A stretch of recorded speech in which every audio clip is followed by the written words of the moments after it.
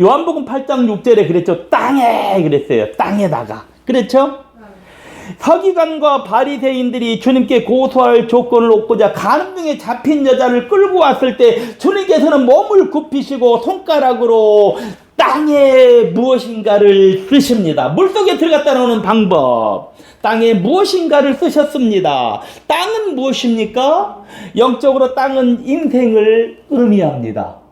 손가락의 기록은 무엇입니까? 성경 말씀을 의미하는 것이죠. 주님은 땅, 인생의 마음에 무엇을 기록하기를 원하신다는 뜻이에요. 땅, 곧 인생의 마음 속에 성경 말씀을 기록하기 원한다는 뜻입니다. 주님께서 손가락으로 쓰시는 땅은 어떠한 땅을 의미하는 것입니까? 이 땅은 물속에 들어갔다가 나온 땅을 의미하는 거예요. 자, 성경에 물속에 들어갔다 나온 땅은 어떠한 땅들입니까?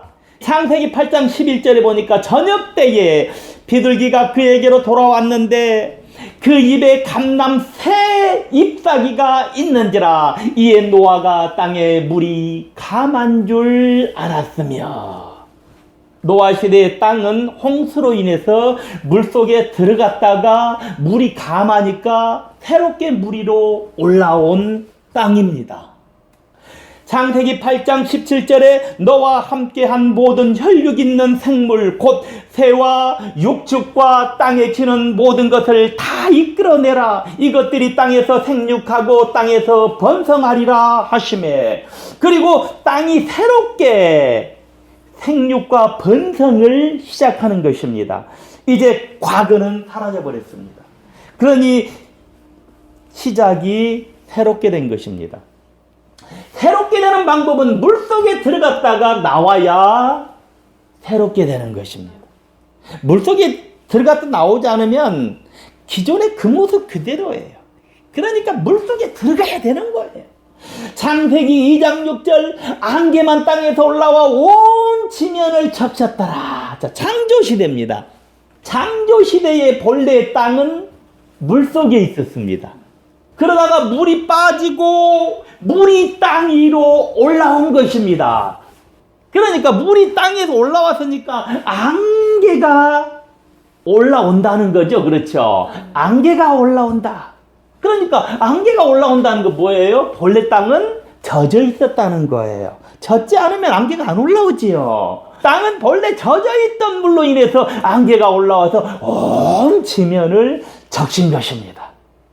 창세기 2장 7절에 여호와 하나님이 흙으로 사람을 지으시고 생기를 그 코에 불어넣으시니 사람이 생명이 된지라.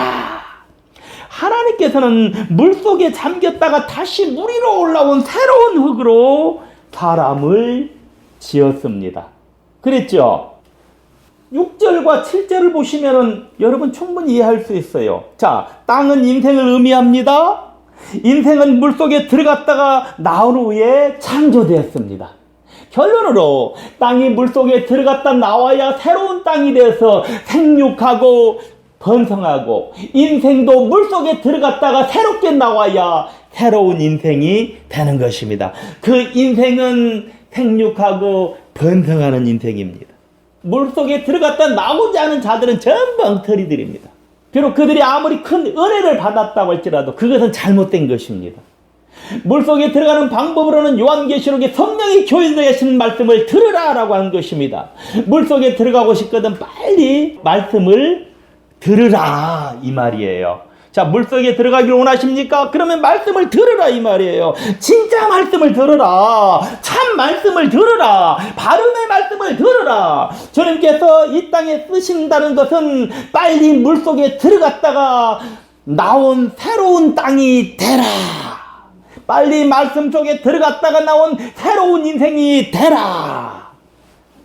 요한복음 8장 6절에 그랬죠. 땅에 그랬어요. 주님께서 땅에 쓰신다는 것은 물속에 들어갔다 나온 새로운 땅, 말씀 속에 들어갔다 나온 새로운 인생에게 말씀을 기록한다는 뜻입니다. 그래서 주님께서 땅에 기록한다는 것은 인생의 마음판에 말씀을 기록하면 새롭게 된다는 의미인 것입니다. 비록 그가 아무리 큰 죄를 지었다고 할지라도 마음의 말씀을 기록하면 새롭게 된다는 뜻입니다. 이것이 정죄하지 아니하는 하나님의 진리입니다. 오늘 수많은 자들이 믿기만 하면은 정죄하지 않는다로 그쳐버리고 말았습니다. 그 믿음 그렇게 말하잖아요. 그것은 성경을 모르는 사람들이 하는 말씀입니다. 성경을 진실로 아는 자들의 증거는 흑인 인생의 마음의 말씀을 기록하면 새롭게 되어서 물속에 들어갔다 나온 새로운 땅이 된다는 것입니다. 그러면 하나님으로부터 정죄를 당하지 않게 되는 것입니다. 그가 과거에 가늠을 비롯해서 무슨 죄를 저질렀을지라도 그것은 관계가 없는 것입니다. 그러니 구원을 받은 것입니다. 이것이 성경이 가르치는 교훈입니다. 우리가 죄에서 구원을 받는 방법을 알았습니다. 이것을 우리가 아는 것에서 이제는 더 나가서 이해해서 깊이 깨달아야 합니다. 여러분, 그냥 아는 것과 그리고 깨닫고 아는 것, 깨달아 아는 것은 다른 거예요. 우리가 물속에 들어갔다가 나와야 하는데 물속에 들어갔다 나오는 방법은 말씀을 나의 가슴에 새기는 것입니다. 흙, 땅, 인생 나의 가슴에 새기는 것입니다. 그러면 정죄를 받지 않는 것입니다. 정죄를 받지 않으니 구원을 받는 것입니다. 당신 죄 있다라 하고 정죄를 받지 않는다 이 말이에요.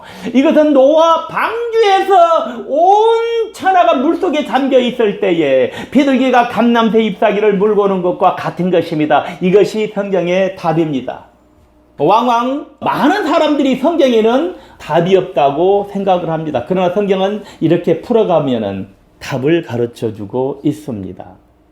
사람들이 설교하는 것을 보면은 성경 한 절, 두 절 가지고 풀이를 하는 걸 많이 보시죠. 성경은 한두 절로 풀어서는 안 되는 것입니다. 저도 성경을 간단하게 풀어서 그렇지 이것을 완벽하게 풀면은 더 완벽하게 답이 나오게 되어 있습니다. 예수님께서 감람산으로 가시다가 아침에 다시 성전으로 들어오셔서 백성들을 가르치시는 것의 의미는 창세기 8장 11절에 감람새 잎사귀가 물속에 들어갔다가 나오면 구원을 받는다는 의미인 거예요. 요한복음 8장 6절에 주님께서는 간음 중에 잡힌 여자를 끌고 왔을 때 주님께서는 몸을 굽히시고 땅에 무엇인가 기록한 주님의 손가락은 인생의 마음의 말씀을 기록하면 구원을 받는다는 의미입니다. 그렇다면 복음서에서는 왜 이렇게 기록이 되어 있을까요? 그것은 성경은 그저 일반적인 집합적인 교훈이 아니라는 뜻입니다. 성경은 하나님의 은총 가운데에서 성령의 역사로 감화되어서 완벽하게 편집된 책입니다. 여기에 완벽한 흐름의 뜻이 있는 것입니다. 흐름의 뜻. 우리가 하나님의 은총 가운데서 성령의 역사로 감화되어서 완벽하게 편집이 된 책에서 완벽한 흐름의 뜻을 찾아내는 것입니다. 그럴 때 그것이 예수 그리스도입니다. 요한계시록 10장 11절 저가 내게 말하기를 내가 많은 백성과 나라와 방언과 임금에게 다시 애언하여야 하리라 하더라. 다시 애언하여야 하리라. 그러니까 완벽한 흐름의 뜻을 찾아서 천하를 향하여서 새롭게 다시 애언하는 것입니다. 우리가 이 완벽한 흐름의 뜻을 찾아야 돼. 그래서 천하를 향하여서 다시 애언하여야 하리라. 새롭게 다시 애언하는 것입니다. 이사야 45장 3절에 내게 흑암 중에 보아와 은밀한 곳에 숨은 재물을 주어서 너를 지명하여 부른 자가 나 여호와 이스라엘의 하나님인 줄 알게 하리라. 성경 속에는 인간이 알 수 없는 한도 끝도 없는 무궁무진한 무한대의 비밀들이 감춰져 있는 것입니다. 특히 은혜 속에 들어가면 이 성경 속에 무궁무진한 하나님의 진리가 감추어져 있다는 것을 알 수가 있습니다. 성경 속에 감추어진 무궁무진한 비밀들이 있다는 것이 느껴질 때 아하, 내가 왜 이렇게 예수를 믿어야 했는가를 다시 한번 깨달을 것입니다. 아직까지는 우리가 성경 속에서 1000만분의 1도 캐내지 못했다고 생각합니다. 어쩌면 1000만분의 1은커녕 어쩌면 티끌보다도 더 적게 캐내었는지도 모릅니다. 하나님께서는 이 비밀을 깨닫기를 원하십니다. 그러니 우리가 이것을 끝없이 깨달아 나가야겠습니다. 마태복음 13장 44절에 천국은 마치 밭에 감추인 보화와 같으니 사람이 이를 발견한 후 숨겨두고 기뻐하여 돌아가서 자기의 소유를 다 팔아 그 밭을 샀느니라. 주님께서는 천국을 비유하실 때에 하늘의 것으로 비유하지 않고 땅의 것으로 비유하셨습니다. 땅의 것으로. 그래서 천국은 마치 밭에 감추인 보화와 같다고 하셨습니다. 하나님께서는 보화를 숨겨두시고 그 보화를 찾기 원하십니다. 그렇다면 이 보화가 하늘에 있습니까? 이 보화는 밭에 있습니다. 밭은 무엇입니까? 밭은 마음밭을 의미합니다. 그러니 이 보화가 마음속에 있는 것입니다. 주님께서는 이미 성경을 나의 마음속에 다 기록하셨습니다. 그러니까 나의 마음속에는 이미 말씀이 다 기록되어 있습니다. 내 자신을 돌아보면 성경을 하나도 모르겠는데 어떻게 해서 내 마음속에 성경이 다 기록이 되어 있다는 것입니까? 지금까지 우리가 성경을 몇십 번을 배우고 예수를 몇십 년을 믿어왔습니다. 그러니 우리가 답을 찾아내서 풀기만 하면 좋은 결과를 얻을 수 있습니다. 자, 그렇다면 이 답을 어떻게 찾아내야 할까요? 요한복음 4장 14절에 내가 주는 물을 먹는 자는 영원히 목마르지 아니하리니 나의 주는 물은 그 속에서 영생하도록 솟아나는 샘물이 되리라. 주님께서는 내가 주는 물을 먹는 자는 영원히 목마르지 아니하리니 내가 주는 물은 그 속에서 영생하도록 솟아나는 샘물이 된다고 하셨어요. 요한복음 7장 38절에 나를 믿는 자는 성경의 이름같이 그 배에서 생수의 강이 흘러나리라 하시니 주님께서는 나를 믿는 자는 그 배에서 생수의 강이 흘러 넘치리라고 하셨습니다. 그리고 요한복음 2장 7절과 8절 예수께서 저희에게 이르시되 항아리에 물을 채우라 하신즉 하구까지 채우니 이제는 떠서 연회장에게 갖다 주라 하심에 갖다 주더니. 자, 이것은 가나 혼인잔치에서 밖에 있는 돌 항아리 물이 떠져서 안으로 들어오는 것과 같습니다. 그래야 무엇이 된다? 포도주가 되는 것입니다. 요한복음 2장 9절에 포도주가 되는 거예요. 물로 된 포도주. 자, 본래 돌 항아리는 밖에 있었지만 그 돌 항아리에 물을 채운 후에 그 물을 떠서 문 안으로 가지고 오면 그것이 포도주로 변하는 것입니다. 그러니 밖에 물이 안으로 들어와야 포도주가 되는 것입니다. 이 말씀은 밖에 있는 성경이 안으로 들어오면 그것은 영원히 샘솟는 것입니다. 자, 이것을 우리는 어렵게 생각하지 않아야 합니다. 자, 예를 들어 봅니다. 파이프를 지하수가 있는 곳까지 박았습니다. 파이프를 박았다고 해서 금세 지하에 있는 물이 올라오지 않는 것입니다. 그 지하에 있는 물을 끌어올리기 위해서는 어떻게 해야 됩니까? 펌프에다가 뭘 부어합니까? 물을 부어야지. 우리 그걸 마중물이라고 이렇게 말합니다. 마중물을 지하수가 있는 곳까지 부어서 뽑아 올려야 하는 것입니다. 이는 말씀이 들어가서 우리의 가슴 속에 생수의 근원에 닿아야 한다 이 말입니다. 우리 마음에 하나님 말씀을 다 기록해 놓으셨으니까 우리가 정말 말씀을 들어서 우리 마음속에 그 말씀이 생수의 근원까지 닿아야 돼. 그런 마음속에서 말씀이 올라오는 것입니다. 내 배에서 생수의 강이 흘러나리라. 그거예요. 요한복음 14장 20절 그날에는 내가 아버지 안에 너희가 내 안에 내가 너희 안에 있는 것을 너희가 알리라. 그날에는 내가 아버지 안에 너희가 내 안에 내가 너희 안에입니다. 요한복음 14장 21절 아버지께서 내 안에 내가 아버지 안에 있는 것 같이 저희도 다 하나가 되어 우리 안에 있게 하사 세상으로 아버지께서 나를 보내신 것을 믿게 하옵소서. 그리고 아버지께서 내 안에 내가 아버지 안에입니다. 그래서 저희도 다 하나가 되어 우리 안에 거하게 하겠다는 것입니다. 그러니 우리 속에 누구도 계시고 우리 속에 하나님도 계시고 예수 그리스도도 있으십니다. 내 속에서 지하수를 끌어올릴 때 마중물이 충분히 준비되어서 지하에 있는 생수와 부딪히면 우리는 예수님을 만날 수 있는 것입니다. 그러면 내 속에서 예수의 소리가 울려 퍼지는 것입니다. 그러면 우리는 완전히 변화되어 성화된 인간이요 완전히 거듭난 중생의 인간이 되는 것입니다. 이것이 완벽한 진리로 영원한 진리입니다. 우리가 이 길을 가서 부활을 캐내는 것입니다. 우리가 이 진리를 캐내기만 하면 우리는 영원히 가슴속에서 끝없는 생수의 강이 솟아 흐르는 것입니다. 그러려면 1차적으로 뭐 해야 될까요?